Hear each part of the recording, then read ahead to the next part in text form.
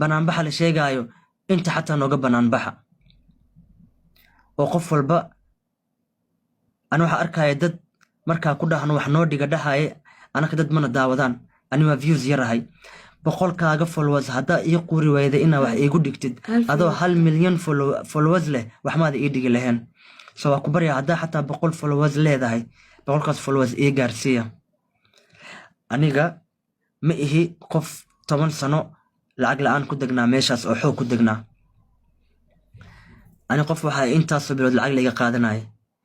ani qof ma ihi jiingad fool xun oo jajaban meeshaas ku rakrakibay ani meeshaas inta awoodeeda ah oo dhan waa qurxiyey qof walbana uu ogyahay meeshaa ka bilaabay iyo meeshaa gaarsiiyey iidii hadda u dambeysa dayactirna dadka jimkana dhigtaan way ogyihiin dadka swimmingka imaadeen way ogyihiin waa aragtay inaad swimming poolka xataa qurxinay maanta in la dhaho waxaa ku guurtidaa ku siinanaa meeshaan ka bax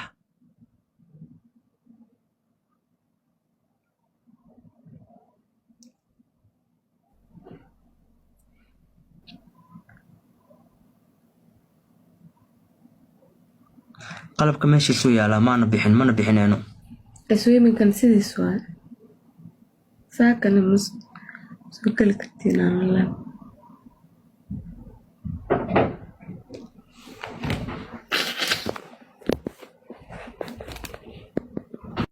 2021 kowda jimkan hadda afurtay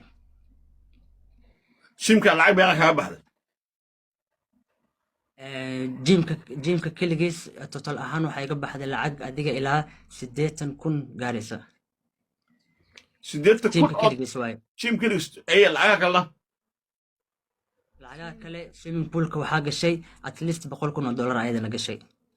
180,000 oo dollar مقايدنا أو 20,000 عمل أيضا من الشيء 200,000 oo dollar marka hadda qalabka jimka ma soo qaadatay bas wali meeshu dhex yaalaa ani ma soo qaadin waxa dhahay qalabka jimka mar rahay way qalabka meesha qalabka jimka waxa waaye boqolkiiba 10 waaye hantida ugu badan waxa waaye dhismaha meesha gale iyo qurxinta iyo swimming poolka meesha la qoday iyo waxaas iyo jimka waxa dhahay qalabkiisa ma qaaday ay dhahay ilaa ani xaqayga ah helo waaye markaa diiday hadeertaan derbiga ku wareejiyeen meesha qalabka jimka weerareen waxay geeyeen saldhiga qayb ka mid ah weli shal maanta galabtiin la bilaabeen inay raraan kulley ma dhammayni karaan ilaa 2 biri camal ay qaadan inay raraan alaabtaas marka adiga maxaa lagu dhahaa marka marka lagu yimid maxaa lagu sheegay ani markii la imaaday ciidanku waxay dhaheen meeshaan ka bax dhul dawlad waaye 3 maalin aan ku siinana in alaabtaada ku rartid itmaam dhulka waxay ku yiila meeshaada waxay ku tiri itmaam waxay ku taallaa degmadee waxay ku taallaa wadajir bulxuubi ay ku taallaa okay ya marka dhulkay kaa kiriyey maama xakiimo kaa kiriyey xaaskiisa kaa kiriyey waaya waxay ii sheegtaa bishii meeqaa bixi jirta $3,000 maxaa lagu dhahaa marka dhulkaan waa dhul dawlo maa lagu dhahaa mise dhul caadi lagu dhahaa maya markay imaadeen booliska waxay dhaheen markaa kiilaysana maa ka hadle markaa kiilaysanayo dhulka u xirneed yacni qof dhulkiisa degan waaye adi maa iskale mise dowlad maa iskale ma lisa dheheen waliba xilliga waxay ahayd madaxweynaha farmaajo ahayd arrintan dhuldhul iyo waxaasi ma bala jirinba okay taliyaha ku soo wacayo ood sheegtay oo booliiska oo ku handadayo ku dhahay dhulkaada ka guur taliyaha wey taliyaha saldhiga wadajir okay ninka ku xiray kuu diido telefoonka inaad duubto guura miya taliya daa'uud aa la dhahaa taliya daa'uud muxuu ka shaqeeyaa asagaas asaga waxa waay taliyaha laanta wax saas oo kale 3 degmo camal mise 4 degmo miya uu wuxuu yahay taliye waxaa la dhahaa magaciisa taliya daa'uud aa la dhahaa okay markii lagu qabtay telefoonka lagu yiri ma duubi kartid telefoonkaaga ma lagaa qaatay mise lagu soo celiyey way ka qaateen kooda hore ayagaa haysteen saldhigana la geeyey haye way haysteen markii la soo daayay markaas la soo celiyey okay diiday hadeertaan derbiga ku wareejiyeen meesha qalabkii jimka weerareen waxay geeyeen saldhiga qayb ka mid ah weli shal maanta galabtii la bilaabeen inay raraan kulley ma dhammayni karaan ilaa 2 biri camal way qaadan inay raraan alaabtaas marka adiga maxaa lagu dhahaa marka marka lagu yimid maxaa lagu sheegay ani markii la ii imaaday ciidanku waxay dhaheen meeshaan ka bax dhul dowlad waaye 3 maalin aan ku siinana in alaabtaada ku rartid itmaam dhulka waxay ku yiila meeshaada waxay ku tiri itmaam waxay ku taallaa degmadee waxay ku taalaa wadajir bulxuubi ay ku taalaa okay ya marka hore dhulkay kaa kiriyey maama xakiimo kaa kiriyey xaaskiisa kaa kiriyey waaya waxay ii sheegtaa bishii meeqaa bixin jirta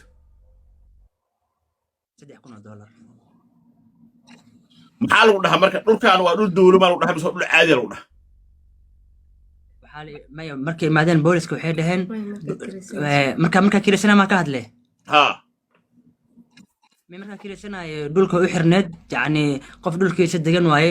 adi maa iskale mise dowlad maa iskale ma lisa dheheen weliba xilliga waxay ahayd madaxweynaha farmaajo ahayd arrinta horta meeshu meel dhul dowlo ma aha dhulkii horta waa la xaqiijiyay dhul dowlo ma aha waxaa lagaa rabaa markaa darag waaweyn la hadlay waxaa la rabaa in la ogaado dad baa lacag ku bixiyay guriga in la dumiyo oo dhulka hadna la siiyo dhahaya ama xoogaya ama wax ku samaysanayo waa in la helaa arrintaa in la dabagalo weeye ninkii ugu muhiimsanaa hadda waa la hadlay waxaan kaloo la hadlay suldaan xasan macali siciidna waa la hadlay suldaanka reer nimcaalna waa la hadlay isaga wuxuu ku maqan yahay xajkuu jiraa ma joogo adiga awowgaan hadda waa ogta awowgaa waa nin dhamoo nabadoonka reer nimcaalo waay oo xasan geesay awowgaa weysoma gargaruudka oo gaalkacyo nabadoonka guud reer nimcaala xamar jooga hadda xamar uu jooga geesi ma xamar jooga xanuunsan yahay geesi jooga istaal jooga marka sidaan saalka ma aha waxaa weeye waxaa cidda ku lugta lahayd waa in horta la helaa arrintaas inaan baaran waayo waxaa ka muhiimsan wax walba dadka yidhi maanta ganacsigaaga inuu baabi'iyaan hadda ka hore oday wuxuu ku maamaajiyay reerkeenna ah taana xumaankaaga maqtagsi baa loo ijaartaa maanta in waxaagii inta lagu soo weeraro layska dudumiyo qalabkaaga la qaato waxaa ka muhiimsan dad baa soo diray marka ani waa ogaan doonaa adigo haddaa ogtaan waa noo sheegi kartaa ciddaa ogtaa maa jirta oo lagu sheegay sida dadka suuqa sheegayaan nin saleebaan ah oo galad la dhaho warka suuqa ku jira waaye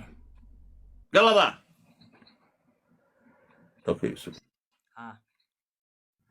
nabadoonka guud ee reer nimcaale nabadoon geesay waa maxamed xasan geesay wey nabadoon geesay waaqana garka gudan awoodi wey yaa abtu ama taqaana hooyadu dhashay faadumo diiriya cawaada dhashay guri xaaran walaashiis yaa abtu adeer guri xaaran ninkuu barri ilaasahayo ninkii aaway ninkii jabhadda ugu weynaa aaway waaqana guri xaaran reer jaraf oo reer caddaanka abtigi wey waaqana guri xaaran reer jaraf faadumo diiriya cawaada dhashay ninkan ilaa baa halka aynu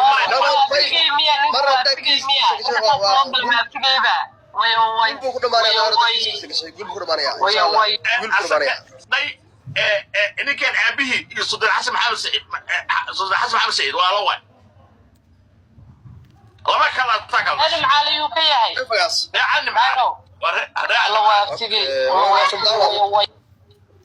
ninka waa lafweyn reer nimcaale reer jaraf madaxdeedu waa sacad waaye hooyadiis aniga insha allah inaad macna hawshaada gulba ku dhamaanaysaa wallahi daayiro gabar fiican oo boqoradana waa qabaa daayiro oo dib iyo dheef la soo qaybsatay aniga iska aamus gudnima dhacday wallahi bilaa tala gudnima dhacday waxaan waa wixii intaas loogu caarar lahaa intaas wallahi konton guri loo dumiyo arrinta wallahi gudnima xun dhacday ya waxay leeyihiin hadhisto waa ku qaldanay hadhisto wixiisa leeyihiin maxaa dhisasho ah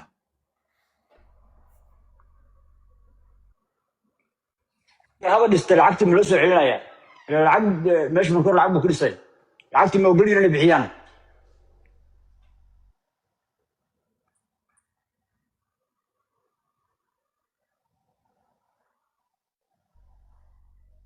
soomaali intaasay ku cuntaan qof dhana wuxuu u dhimaa kuma kasin u dhimay u malaynmeyn oo ku qaldamnay hadda ninkaa dhalinyarada hantida meesha ka garsooni maxay u tartaa wallahi soo raxo ma tartaa u malaynmeyn abti de meeshaas u habeeyey qayb jimay ka tahay qayb swimming pool ka tahay fat اوكي لعب بدون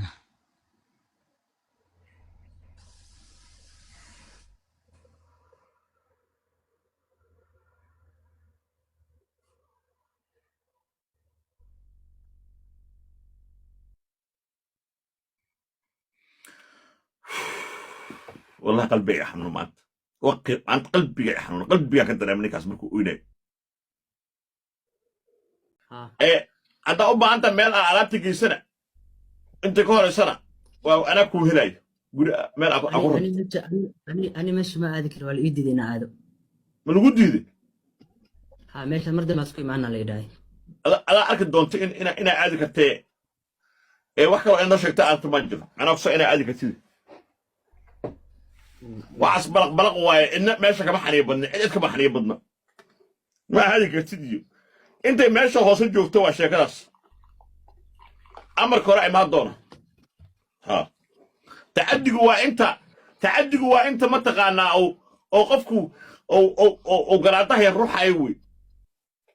أنت الصعانة تعدي يا مساعك لكن برنامج إلا حقا كيشو وأولينا برنامج أقول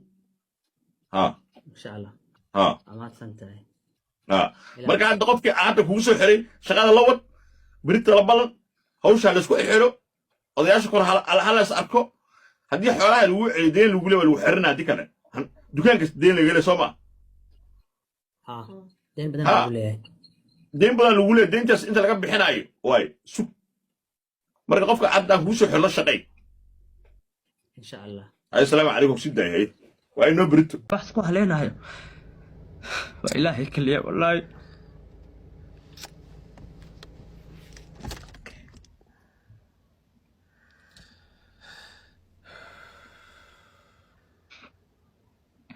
ninka wuxuu dhahay oo booliska meesha duminayay markaa ku dhahay haddiiba la gadaayo meeshaan ana xaq u leh inay ka gadeen meeshaan intii la dumiyo qof kale yaan laga gadin lacag kale kama fiicnee meeshaan ilay khasaarin lahaa oo qofka lacag laga qaadi lahaa ani lacagtaas laga qaado meeshaan ka keenaba waa ka keenayaaye hayuu i dhahay nimanka waa kaala hadlaaya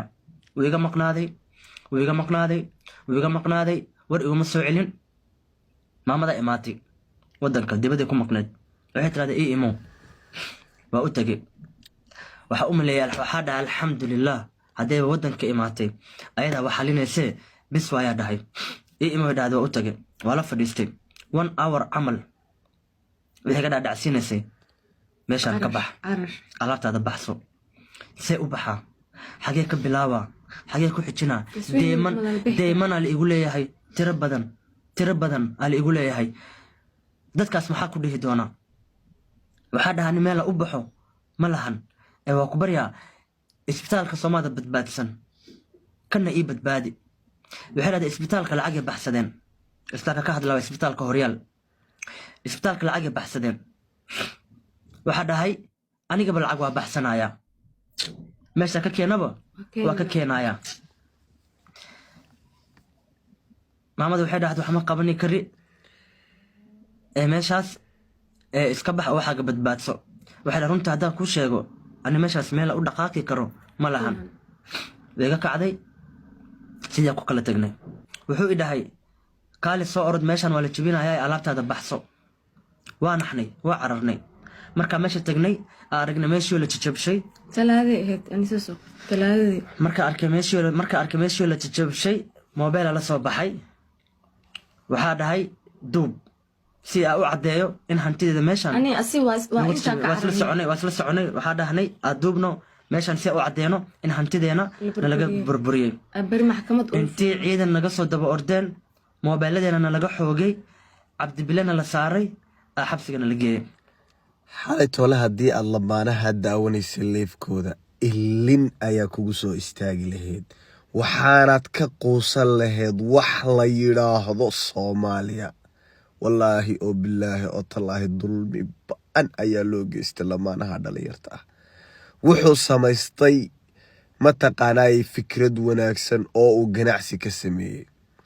dhulkaasna waxa ka kireysay naag qurbaha ka timaaday oo tidhi dhulkana waa dhul sharciyeysan anaana leh. warqadihii iyo caddeymihii oo dhanna way u keentay. bil walbana $3,000 ayaa laga qaadi jiray.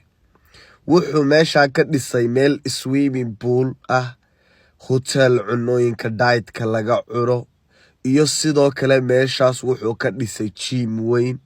dhalinyarta magaalada Muqdisho in mataqaanaa fan ku qaadata iyo in ku jimicsata iyo in mataqaanaa waqtigooda mataqaanaa ku soo raaxaysata meeshaas ayay ahayd. ganacsigiisina meel wanaagsan ayuu u marayay. gabadhaasi waxay sidoo kale lahayd dhulal kale oo mataqaanaa horyaal cisbitaalka loo yiraahdaa ay ka samaysteen iyaguna dhakhtar. gabadhii intii mataqaanaa cisbitaalkii loo daayay oo ay iyagii laaluush bixiyeen ayaa wiilkii dhalinyarta ahaa ee dalkiisa fikradda cusub u sameeyey iyo ganacsiga ayaa isagina maanta waa taas sidaa loo burburiyey meeshiisii. cagaf ayaa la geliyey, lacag looma celin. khasaarihii soo gaadhay mataqaanaa cidi kama raali gelin. iska daa waxaasoo dhan xabsi ayaa la geliya asaga iyo xaaskiisaba inta la jeebeeyey. ganacsigiisina dhulka ayaa lala simay. isweymabuulkii, birihii jiibka, qalabkii ku baxayay marka ugu yarad $100,000. deyma ayuu galay wiilkaa yar dhalinyarta ah. maanta hadduu Arsenal ku biiro oo uu xasan sheekh iyo adeerkii iyo ayeydiiba uu qarxiyo maanta, wiilkaasi dembi buu ku jiraa. واو يعني simple easy marka kule warnik wiilka maanta nooca loo galay ciilka la baday wax kastu sameyn karaa maanta. markaas hadhow waxaa lagu dhahayaa dalka ka tahriibina dulmiga dhalinyarta loogu geysana. xasan sheekhow dulmiga aad u geysatay masaakiinta ilaahay ha kaa jaro balaa kugu dhacday xasan faranto. inna lillahi wa inna ilayhi raaji'uun.